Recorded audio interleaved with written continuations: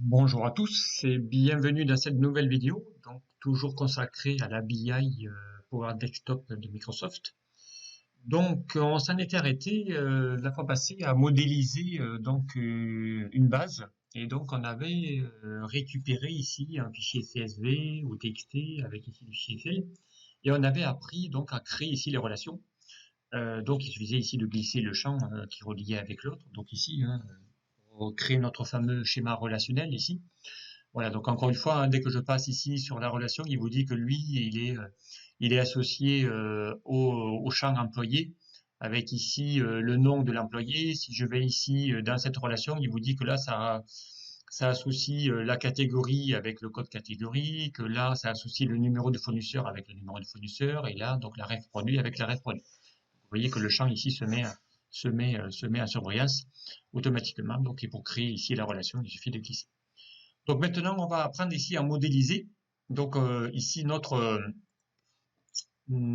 architecture, notamment ici, si on va dans la table des détails commandes, on se rend compte qu'on a le prix unitaire, la quantité, la remise, mais qu'on n'a pas ici voilà, on n'a pas le total. Donc on va essayer de modéliser tout ça. Donc ici, on a ici un onglet qui s'appelle modélisation, et on va créer. Souvent, on aura besoin de créer un champ calculé, donc une colonne calculée, notamment, bien ça arrive souvent aussi dans Excel, hein, pour pouvoir créer, soit parce qu'on n'a pas de clé unique, et dans ce cas-là, on va créer une colonne supplémentaire qui va nous permettre de générer une clé en concaténant des champs entre eux, voilà, pour créer une clé, puisqu'elle n'existe pas dans la source, ou compléter un champ, donc en gros rajouter un champ dont on a besoin et qui n'est pas directement dans la source. Donc, si on peut éviter, donc on va créer un champ calcul. Donc ici, ce qu'il nous faudrait, c'est créer une nouvelle colonne. Et ici, on pourrait y mettre donc eh bien le total, à savoir le prix unitaire fois les quantités, notamment. Ok, donc pour ça, eh bien on y va. Donc on va se créer ici une nouvelle colonne. Donc on va cliquer ici dans cet onglet modélisation sur une nouvelle colonne. Ici, cette nouvelle colonne, on va l'appeler total. Et ici, donc, il va falloir qu'on aille ici bien récupérer les champs dont on a besoin. D'accord. Donc ici, ben, il va falloir qu'on aille chercher le, la table donc ici directement. Donc ici, il va falloir qu'on aille récupérer ici les données correspondant à cette. Donc là, il vous a créé un nouveau champ, évidemment, dans cette table détail commande. Donc ici, il va falloir qu'on aille récupérer les données de cette nouvelle champ. Donc ici, il va falloir qu'on aille récupérer ici le détail commande. Donc ici, il va vous dire où est-ce que c'est, hein. Donc ici, on aurait pu aller chercher. Voilà, ici, on a vraiment toutes les. Voilà, on va utiliser la fonction DAX. Donc ici, il vous demande d'aller chercher le prix unitaire, d'accord, directement. Voilà, qu'on va ici multiplier. Donc là, on va chercher l'outil multiplier. Par quoi? Par ici, eh bien, les quantités. Donc là aussi, pareil, il va demander ici d'aller chercher les quantités, ok, directement, et qu'on va aussi multiplier par la remise. Donc dans ce cas-là, comme ça, on aura aussi le prix remisé. Donc on va aussi, pareil, multiplier par la remise, d'accord, automatiquement. Et là, donc, bien, on y va. Hop, ça. Total, pardon. On va de nouveau faire. Voilà, on va faire le prix unitaire. Voilà, il suffit de taper vraiment sous les premières lettres. Ensuite, on va faire quantité. Voilà, que multiplie la remise. Donc, si je fais R, donc ici, je vais avoir, là, il vous propose les deux. Donc ici, on va faire la remise. OK.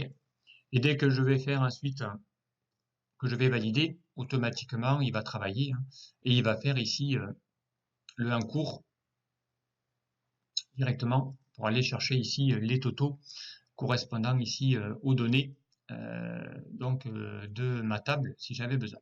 OK.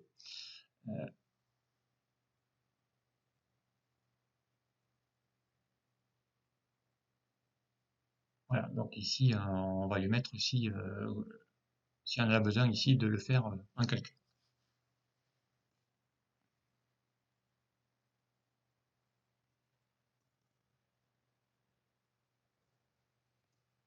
Alors on y va ici pour calculer notre remise directement. Total remise. Voilà, donc ici on a renommé le champ, parce que sinon on va lui dire créer voilà, une nouvelle colonne, donc on a renommé. Et ici on va lui dire, donc il suffit de taper juste sur la première lettre de l'entête, P, hein, ici pour le prix unitaire, donc on va lui dire que multiplie le prix, voilà, que multiplie les quantités, donc on tape Q et automatiquement il va chercher ici le champ, voilà, ici je valide, donc il va vous faire le total, donc quantité fois les prix. Donc on a ici une nouvelle mesure qui s'appelle total, qui vient d'être générée. Voilà, donc ici il vient de créer donc un nouveau champ, hein. Ici vous l'avez dans la table détail commande, hein, qui n'y était pas. Donc ici il vous dit qu'il y a une nouvelle mesure, on appelle ça une mesure, hein, qui a été créée. Et il vous dit que c'est vraiment une mesure avec un champ calculé, puisque derrière vous voyez il y a un petit sigma, hein, qui apparaît sur cette petite fenêtre. Il vous dit ici que c'est bien une colonne calculée avec un champ qui a été calculé. Ok.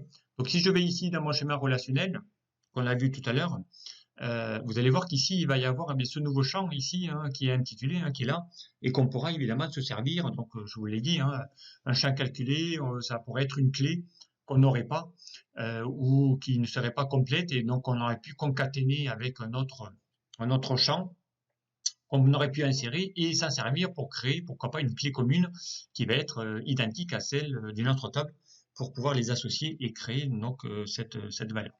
Voilà, donc ici on va pouvoir maintenant bien créer autant de champs que l'on souhaite directement ici dans, dans le code. Alors si je reviens ici dans ma partie, voilà ici qu'on avait fait la fois passée.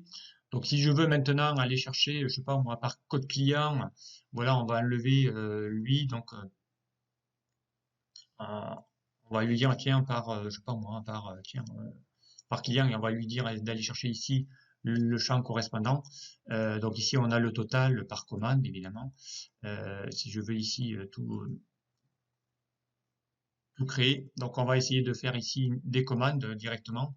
Donc on va prendre ici un numéro de commande, on va en créer une autre, pourquoi pas. On va créer un numéro de commande et on va mettre le total. Voilà, donc ici il vous a créé un article par numéro de commande, donc on va le faire plutôt sous format de table. Voilà. Et ici on a la liste des détails de chacun de mes commandes. Voilà.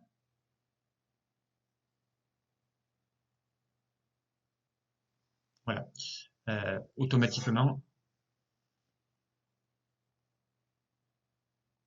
Donc là, on les a aussi, hein, peu importe. Voilà, on a ici les mêmes infos. Voilà, donc on aurait pu avoir ça par ici. On va se les mettre, voilà. On a ici donc un total de commandes correspondant. Si évidemment je clique ici sur les quantités. Ici, je pourrais maintenant me rajouter, ici on a les quantités, les prix unitaires. Donc si je rajoute maintenant mon total, donc alors ici dans la zone, voilà. Ici on aura maintenant les quantités par code client. Voilà, donc on doit retrouver normalement ici nos fameux 16 167 000. Donc ici on les retrouve ici, hein. Voilà, donc voilà, donc ici on a vraiment ici toutes les infos correspondantes. Ici donc on a les commandes directement. On aurait pu ici créer même ça, on aurait pu le faire via ici voilà, un histogramme avec les quantités. Ici on voit les clients qui ont été qui ont commandé le plus. Voilà, donc ici pareil, hein, si je retire le prix unitaire et que je laisse que les quantités, que le total. Donc ici on a le chiffre d'affaires par client. Okay. Avec ici la liste encore une fois exhaustive. Alors, on va cliquer ici. Voilà, donc ici on a par client directement. Donc si je les veux maintenant par pays, donc on va chercher ça et même par fournisseur, pourquoi pas. Donc, on va se chercher ici. Voilà, on va chercher je sais pas, le contact fournisseur. Okay. Et mes ventes totales. Ventes totales ici on les a hein, directement. Donc par chacun de mes contacts. Donc ici, on a vraiment ici des mesures qui vont être intéressantes. Donc ici, on peut se laisser juste le total. Voilà, avec ici, on verra un peu plus tard, mais ici, comment ici on peut aller filtrer les données. Voilà, les valeurs, on peut aller chercher ici, paramétrer toute la taille. Ici, on peut se créer quelque chose d'assez conséquent. Voilà, on va se mettre ça en note police, pourquoi pas. On va se mettre ça en Arial Black. Mettre ici nos chiffres correspondants dans un petit coin. Voilà, donc ici, on a bien ici relié des tables, hein. Là, si je reviens dans mon truc, là, on a relié la table commande avec la table détail commande. Voilà, ici, on a fait le numéro de la commande, peu importe. Mais on a ici des choses, voilà, qui vont être automatiquement euh, euh, correctement ici fait. Voilà, donc on peut maintenant lier avec un champ calculé, avoir des champs et et des calculs qui peuvent être dynamiques. Donc, à partir encore une fois de plusieurs tables qui vont être associées et reliées avec ici des relations et avec cette fameuse champ calculé.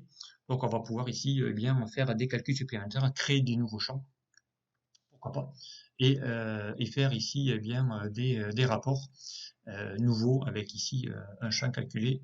Voilà. Et on peut ici créer ici tout ce qu'on veut. Parce que derrière, on va pouvoir créer des colonnes avec des champs calculés et créer nos clés. Voilà, je m'arrête là pour l'instant, donc puis on se retrouve très vite sur un prochain tuto.